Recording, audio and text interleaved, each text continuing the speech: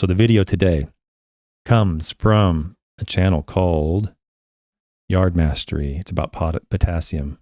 We're going to listen. It's only 2 minutes long. I always say this. I'm not going to stop it because, but I always end up stopping it.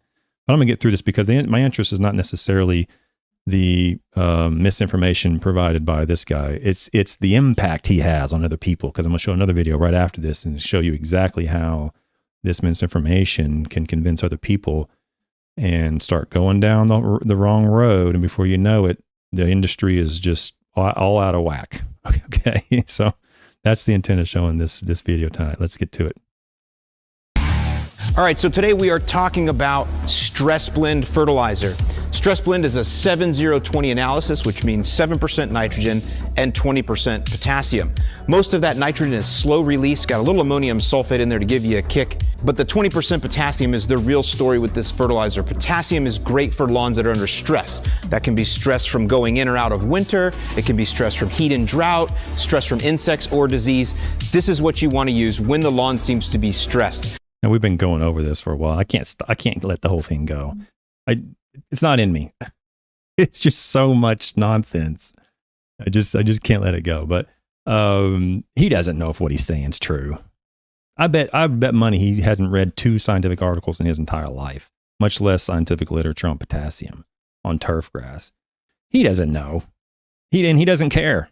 He doesn't care. If he cared, he'd take the time to actually read the literature, or at least read the University of Florida literature on potassium and turf grass. And it doesn't matter to him. What matters to him is to convince somebody to buy his product.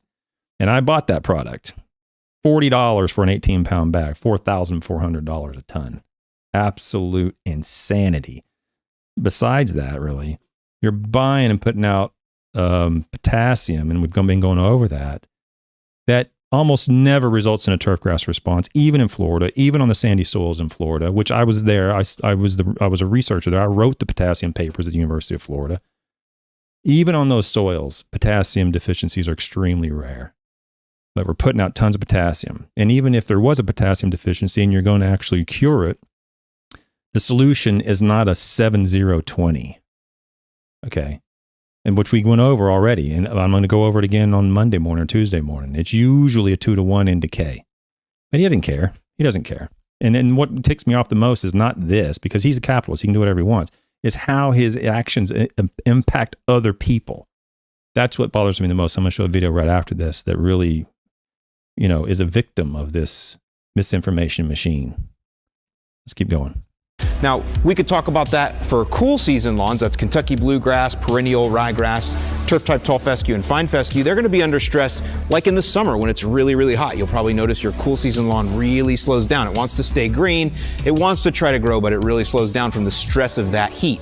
And that's where Stress Blend comes in to give you some nice green up to keep things healthy, but not push major flushes of growth. Now, with warm season turf, that's Bermuda, Bahia grass, centipede, St. Augustine grass, zoysia, those grasses, they're going to want to be more chill like in the springtime. They kind of ramp up slow. So we give them Stress Blend to bring them out of the winter slowly.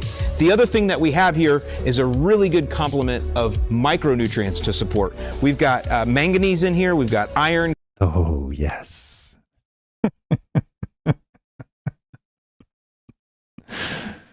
Oh, Lord.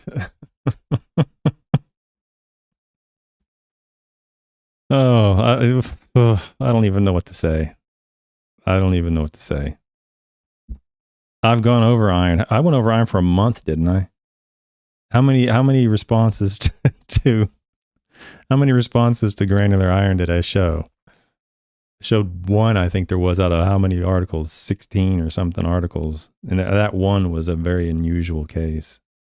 You're not going to see a turfgrass response to granular iron sulfate or granular iron EDTA. Not at these rates. EDTA, I guess it's possible, but you'd have to grossly overapply. You have to apply, way higher rates than you would ever apply in a blended fertilizer.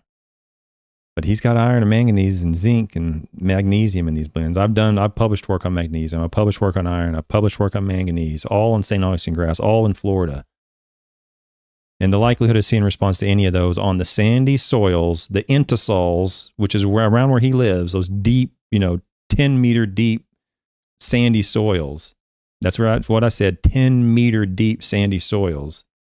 Even on those sandy soils, you're still not going to see a response very frequently, if at all, from magnesium, granular iron, or granular manganese. But he's got it in that blend. Oh my gosh. Let's keep going. Chelated iron, and we have water-soluble magnesium and zinc, which are also excellent to support lawns that are under stress. Yeah, well, there's probably just as many harmful effects from zinc in the literature as there are helpful. I think we even showed an article or two that showed a harmful effect of zinc on turf grass. Well, you know, it just blows me away. It just... I watch this stuff and just giggle, but I have to step back and empathize a little bit with the audience in the sense that I imagine there's a large portion of the YouTube audience, and perhaps my audience as well, that probably believed this stuff, maybe even still believes it. We got to apply magnesium and zinc to turf grass to help the stress. They may still believe that. This is epistemology. The question is, how do you know? How does he know? He doesn't know. He doesn't know. I'm convinced that he doesn't know. But he can say it, and people believe it. That's the problem. Okay, we have, and the only thing we can do is arm ourselves with critical thinking skills, because this is never going to end. Right? This nonsense on YouTube, it's going to find some other avenue or have some way else to get into your world, and you're never going to be able to avoid it, but you will be able to recognize it and identify, the flaw, and guard yourself against this stuff if you just have some critical thinking skills, which is what I'm hoping we're developing. Let's continue. Now, one thing I do want to point out as well is, just like all Yard Mastery fertilizers, this fertilizer is spiked with Bonite. Bonite is our all-natural additive that we put in there to help feed the microbes in the soil and increase carbon. Okay, that's it. And then he just goes on and tries to sell a product. So let's go to the next video. And this video comes from a YouTube channel called Here We Mow Again. And I'm going to start it at 0. It's not very long, but I'm going to show you what sort of impact the Lawn Care Nuts misinformation machine can create. Let's listen to, I think his name is Jeff here at Here We Mow Again, the YouTube channel. Hey guys, welcome back to Here We Mow Again. I'm Jeff, and this is Billy. So a week ago, I put down the 7020 stress blend, and I wanted to review the results with you guys and see how it came out. So let's go take a look. Okay, so very, very straightforward entry. You put it out and wants to see how it looks.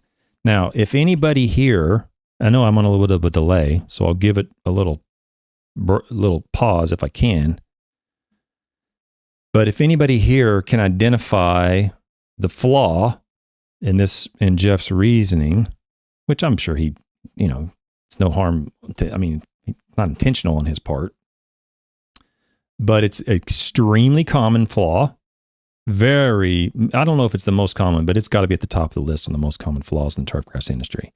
If anybody can identify that, we want to play a little game or something, we can put it in the chat as to what flaw he's committing through his rational thought, or his epistemology. What flaw crept in to try to improve that soil. But take a look at this. Take a look at the improvement here.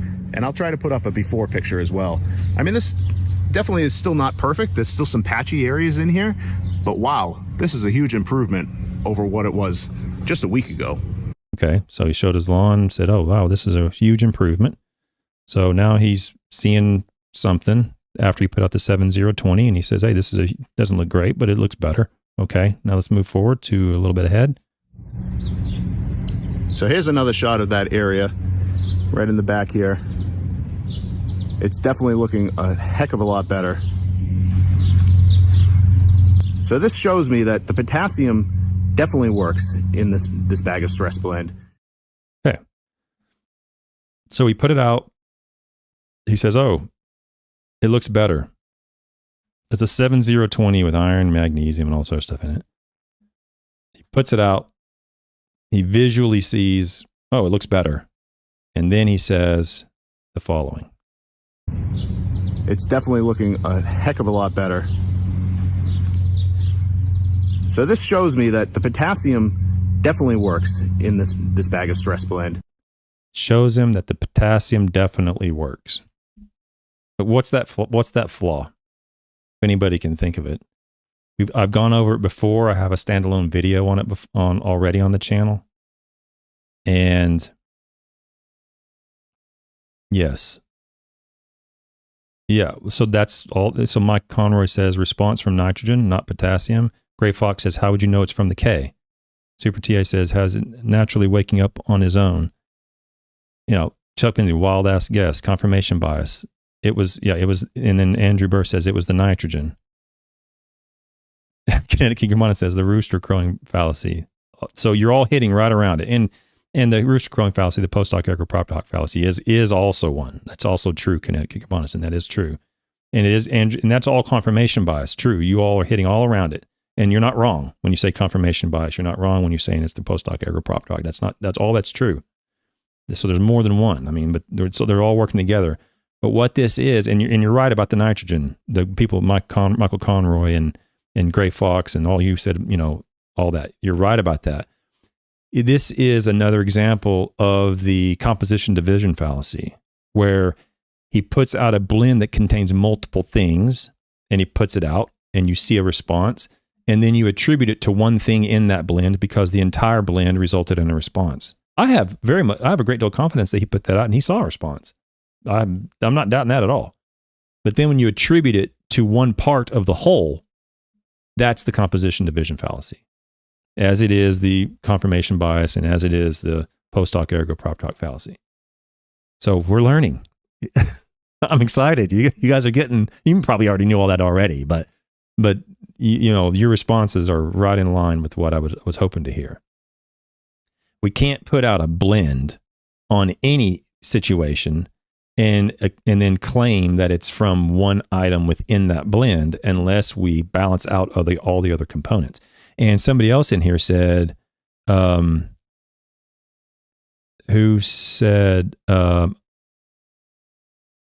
Super TA. The grass is naturally waking up on his own. And that's another flaw that not you, Super TA, but you're correct.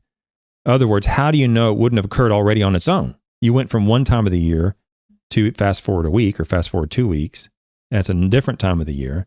The grass, it could be, who knows? It could be in the spring, could be in the fall, could be in the summer. Who knows what's going on because you didn't have a control. You don't know what would have happened in the absence of your application. What would have happened in the absence of nitrogen, right?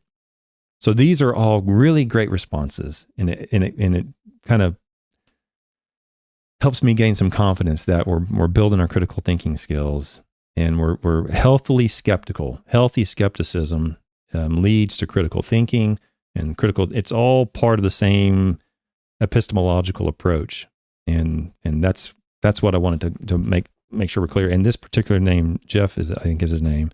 This is in no way a knock on him at all, because what he's doing is extremely common.